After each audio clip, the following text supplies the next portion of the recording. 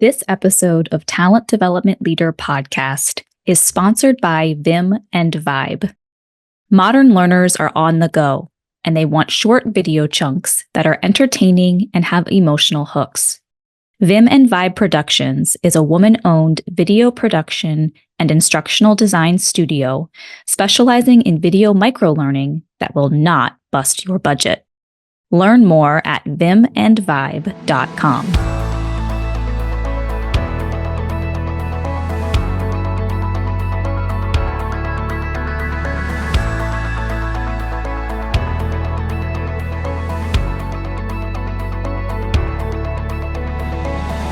Welcome to ATD's Talent Development Leader Podcast, featuring monthly conversations with the greatest influencers in the talent development field. We cover the latest trends, hot topics, and future-focused ideas that current and aspiring TD leaders need to know.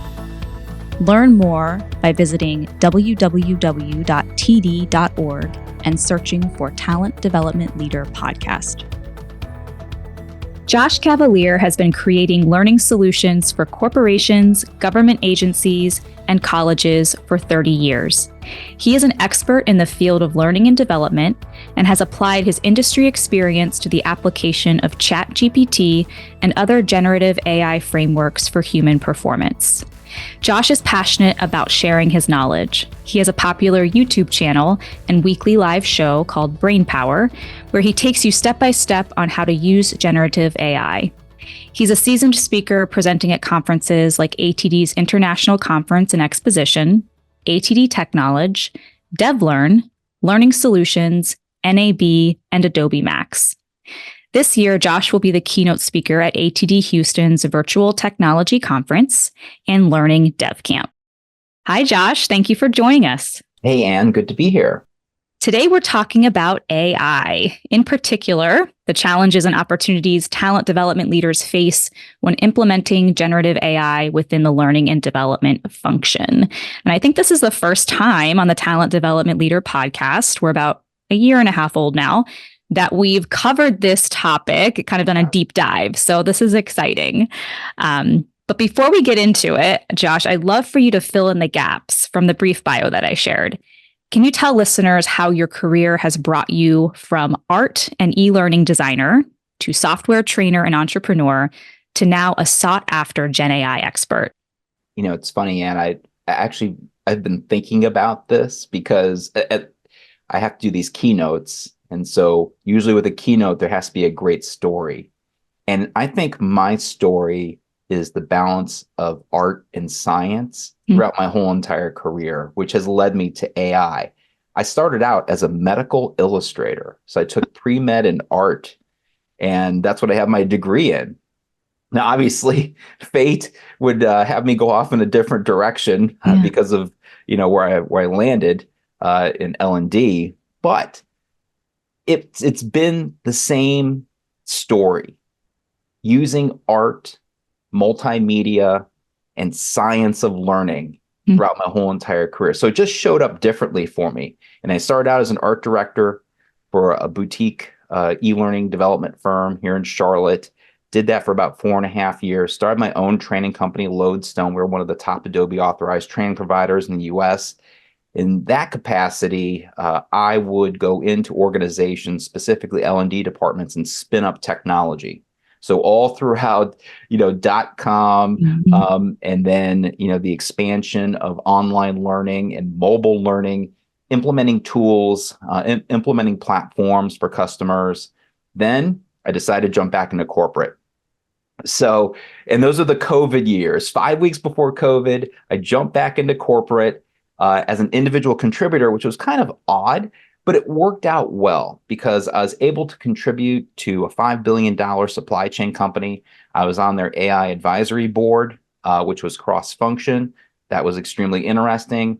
So I was heavy into AI. I knew it was an inflection point. It's one of those moments, same thing would happen with the internet and the mobile phone. You just knew this is different. This is going to have a significant impact. And so I went down the rabbit hole, did a deep dive, and was like, okay, I need to make the jump. So about this time last year, I went ahead and decided to go back out on my own. And the way that that shows up is as joshcavalier.ai, where I'm doing webinars and podcasts. I have an online course, do a lot of workshops for customers, and we explore both the strategies and tactics around AI. Yeah. Well, you were well positioned and poised, right, to kind of do this. So I think the timing was right. And I imagine where you are now, finding that what you were immersed in for years already is now quite a pain point or challenge for many in the L&D field. And I've actually had the pleasure of being connected to the TD field for over 15 years now. And although I'm not a practitioner, I have a really interesting vantage point by observing and learning from those who are, and watching TD leaders during the past year and a half grapple with AI in new ways has been fascinating. And Right. certainly there's a wide spectrum of adoption, right? As you know, I think from super users to those who are kind of dipping their toes into the waters. But there's overall, I've noticed a case of what I call the shoulds. So, should I be doing more with AI? Should I be trying this new tool? Should I be rethinking my ISD process, for example, and considering how I might save more time and resources via Gen AI solutions? What would you say to people, listeners, who feel overwhelmed by everything they could or should be doing when it comes to AI and L&D? Believe it comes down to that individual relationship that you have with it. Like, even to take advantage of it, you got to be good with where AI is at in regards to things like ethics and bias. There are issues, there are problems, and it's not perfect. Unfortunately, there's a lot of information and a lot of individuals talking about what are the possibilities and how fast the technology is moving. And both those things are true, but the reality is that it really starts with yourself and how you can begin to partner with AI to do those things you do day in and day out with your individual workflows, whatever they may be, and understanding how it supplements your craft. It doesn't replace it, it supplements it. And I believe you have to work with it. And once you get to a point to where you're comfortable and you see all of those productivities appearing, then it begins to accelerate. Because I think what's happening is that you have individuals that are extremely talented and they try AI and it doesn't work. Or they think the outputs are just, they can't even use what they're creating. And so there's this division that's created between the individual and the technology. And so what we're trying to do is bridge that so that, again, practitioners can really see the advantages of using AI. I like that perspective too listening to you talk about this, it really can be simpler, I think, than a lot of people make it out to be, right? Start with yourself, align to your current processes or workflows, kind of, again, dip your toes in there. I think maybe some people get overwhelmed when they think about a bigger picture and kind of all of that they should be doing where they should be at now. But yeah, just like kind of anything that's hard when you start and gets easier as you go on. I can see that's the same with Gen AI. And as you reap those rewards and benefits, it accelerates it, as you said. So I've mentioned our listeners are TD leaders, and I'd love to dig into the topic of strategy. I know that's a big strength of yours and a big area of your expertise when it comes to AI. So in particular, L&D strategy. So let's talk about how that fits. I think it's especially important given all the noise out there when it comes to the various AI products. There's so many bells and whistles, things people can get distracted by. What do you think is most important for listeners to know about creating and implementing a cohesive AI strategy when it comes to L&D? So it's all about having an amazing, solid foundation in place. And unfortunately, that is not the reality for many organizations that are out there, and L&D as a function is left hanging in the wind. So what does that look like? Like, if we were to go ahead and map out what would be the optimal environment for L&D to thrive with AI, it first starts with leadership. And so all the way at the top, uh, they need to be very clear as to how AI shows up, internal, external, for customers. Is our data aligned with an AI strategy? Do we have the right pieces in place? Do leaders even understand AI to make Yeah. those types of decisions? Right? So it's kind of like it hit everybody. Well, not everybody. For a majority of corporations, most leaders were already aligned with what was happening with analytics. Some were actually already using AI, machine learning, and whatnot, especially like e-commerce and things like that. So it's not like, hey, it wasn't a big surprise. It just, I think generative AI just kind of surprised everybody, and that nobody had a strategy in place. So, hey, let's get that aligned first. Second, AI operations. All right, great. We now have an AI policy. We know how we're going to go ahead and protect our intellectual property, our data. We know how across functions AI shows up from the tech stack standpoint. We got that clear.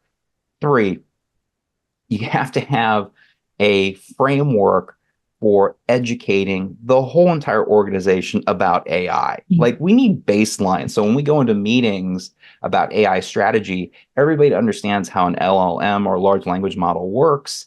Everybody understands the risks that are in play, because it is currently a high risk environment with AI. Yeah. It's not a low risk, it's high risk. Okay. So great. Now we got that in play. Let's talk about HR. Okay, so the dance that L&D and HR plays is extremely important, especially when we're talking about new hires and understanding from a business standpoint, what kind of skills do we need internally to support the AI effort? Are we going to hire people on that have those skills? Are we going to upskill? Do we have situations where jobs are being pinched because of AI, like a call center? Now we're using AI to handle calls. Okay, well, what about those individuals that are working the call center and have this body of knowledge about our organization? Where are they going to be placed? We don't want to lose them, right? And then we finally get to L&D. So, Right. it is, you have like this house of cards that needs to be built carefully so that L&D can effectively move forward with what they need to do, which is all about human performance, right? So let's say that we have all those in place.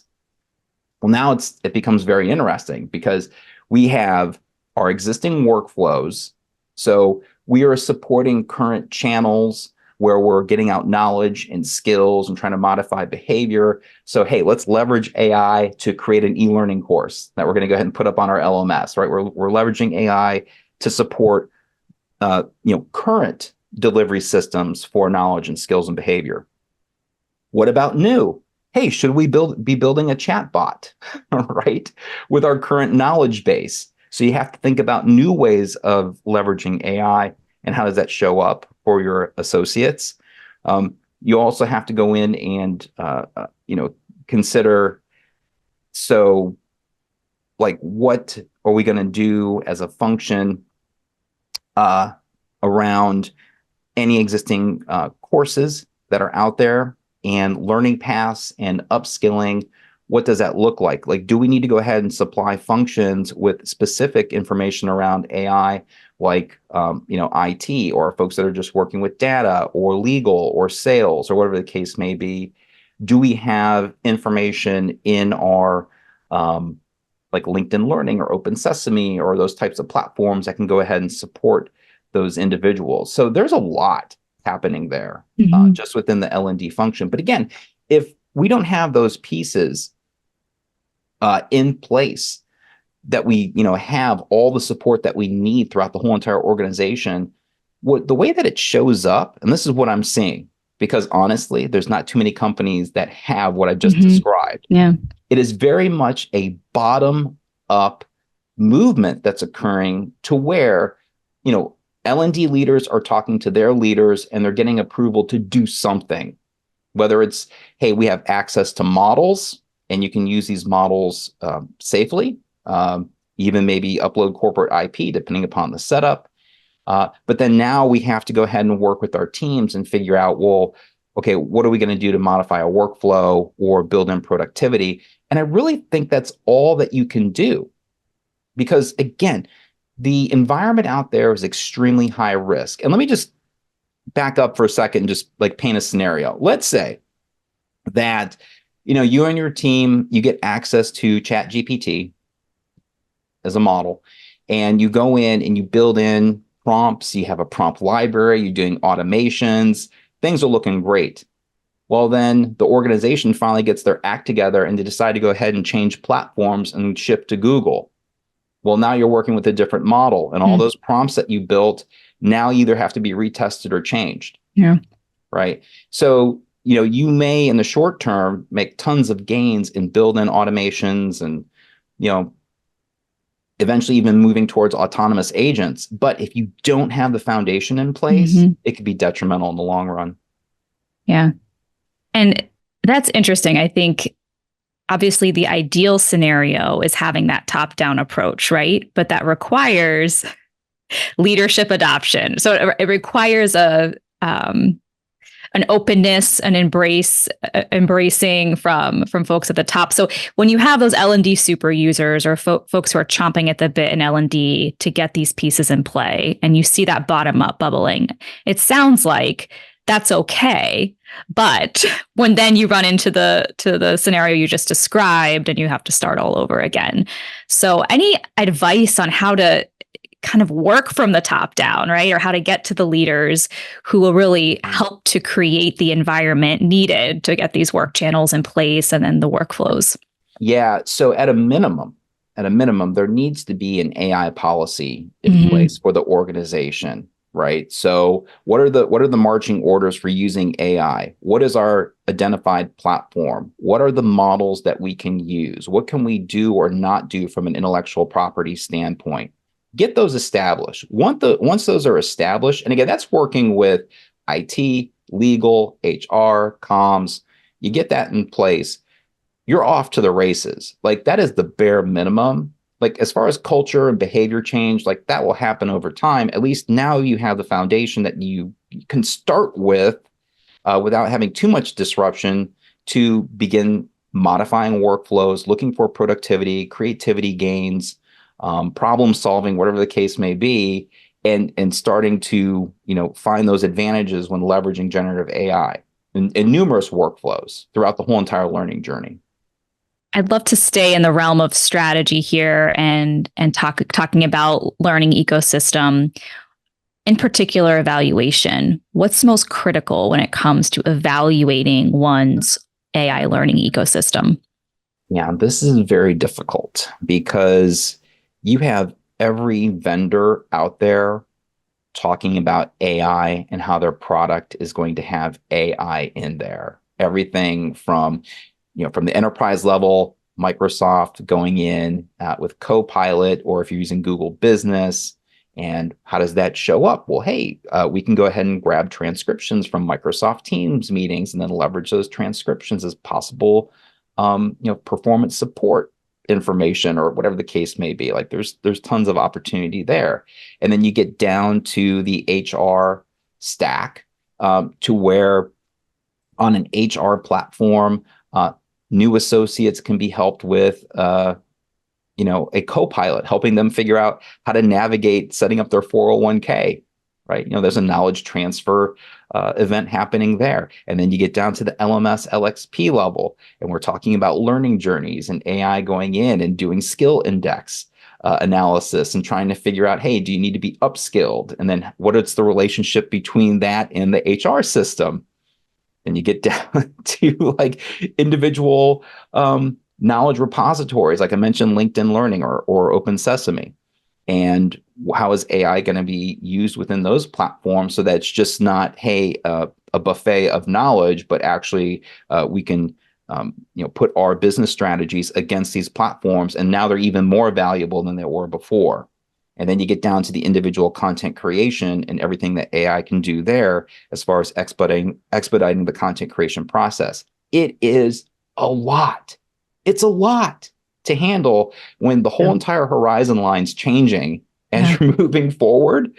And I believe that's the reason why leaders, it's very difficult for them to put a plan together. Now, what I can say is index your whole entire tech stack. like everything that you're using to build performance into your organization and build a rubric around any AI capabilities that those current vendors have, especially if you've just signed a 3-year contract, right? Say we're going to be locked into this platform for X years. Talk to that company and what is your roadmap for AI? Mm-hmm. Find out about it so that at least you understand exactly how it's going to show up and how you can take advantage of it. Or is there going to be a new product or a new tool that's going to best suit our associates to where we can go ahead and accelerate productivity, accelerate human performance, and there are advantages to switching to either a brand new tool or an existing type of functionality, but with a different vendor. Well, our listeners are certainly not strangers to the process of making a business case for, whatever when it comes to learning, showing how it aligns with business strategy, having the foresight to think ahead. So I think all of what you've described here fits well with what talent development leaders are doing already, right? Exactly. Yeah. I just think there's a lot of noise. Yeah. AI is AI is sucking all the air out of the room. So, you already have all these issues that are before you. And now here comes AI, mm-hmm. which, it changes every day. Mm-hmm. I can barely even keep up myself mm-hmm. as far as all the things that's happening each week with the technology, models that are leapfrogging other models. Why are they improving? Why you should be using Claude over GPT-4, whatever the case mm-hmm. may be. And that's happening each and every day. Mm-hmm. So it is a fast-paced technology, and it's against this backdrop of hardly any regulation. And I believe the high-risk environment, everybody knows it's high reward. Hey, mm-hmm. we got it. Like if you've actually used ChatGPT for one of your workflows and you're like, oh my gosh, I can't believe how fast I wrote those multiple choice questions, you get it. Yeah. But the risk is so high right now that we don't have a lot of movement. The movement that I do see is risk mitigation, is going in and making sure that you have the correct platform where you can upload corporate IP, where you know exactly what the model is going to give you and what needs to be reviewed by a subject matter expert. So you're not putting garbage out there. Just because you could do it fast doesn't mean it's good. So, right?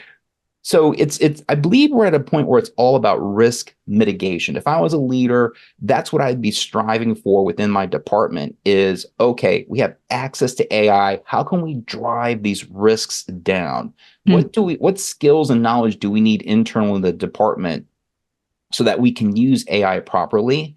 And not only that, not just today, but what are we looking at next year with our platforms, with our processes, with our people? Right? Do we need to go ahead and hire somebody, maybe a data scientist or somebody with different skill set that we can go ahead and fully take advantage of our platform from an AI lens?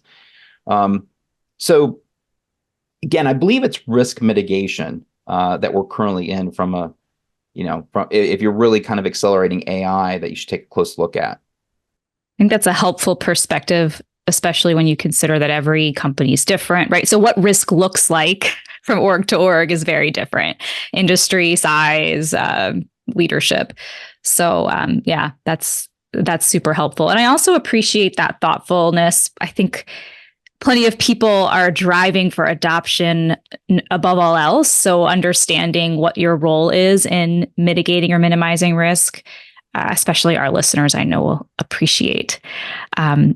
Josh, I'd love to talk about something I was learning about you on your website is that you are quite a prompt engineer guru, if I might say.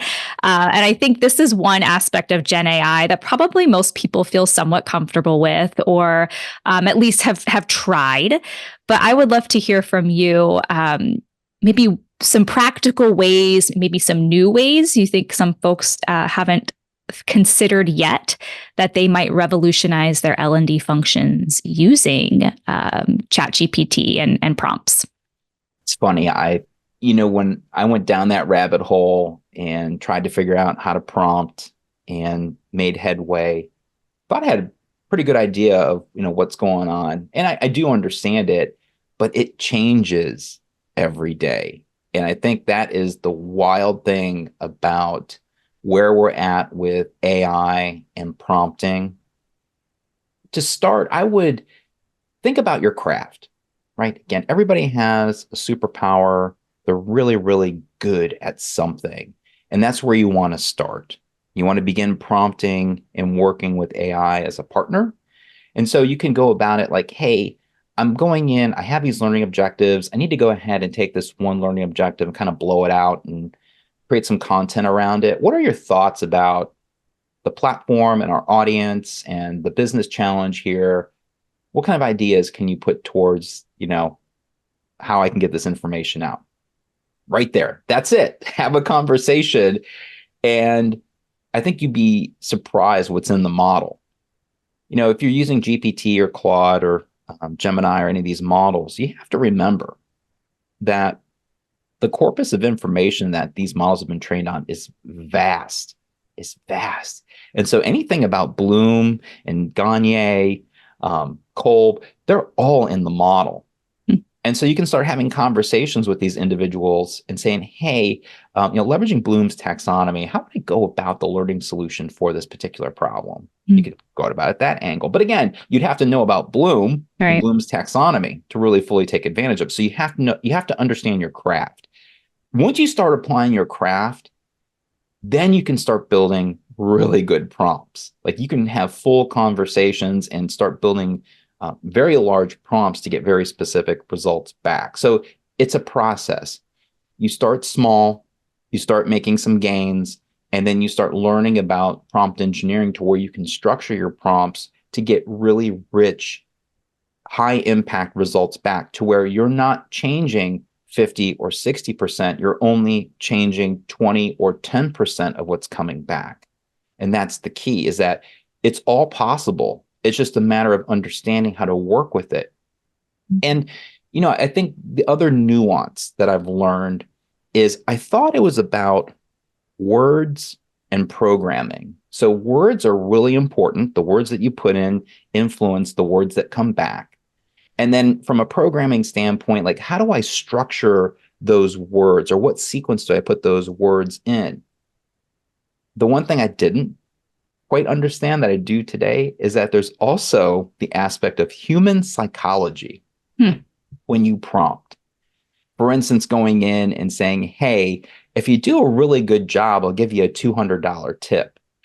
Now, which seems kind of wacky and wild, but it's been proven that if you add that to your prompt, you get better results. Or if you ask the large language model to take this problem and go step by step through the process of solving it, giving it positive encouragement. Again, things that would be outside of what you would typically use in a conversation with a large language model actually has impact in the quality of the results coming back. So again, it's the words that you use, it's programming, and it's human psychology.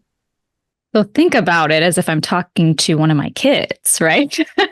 Break it down. Right. What's the incentive? Yes. Yeah. You got it.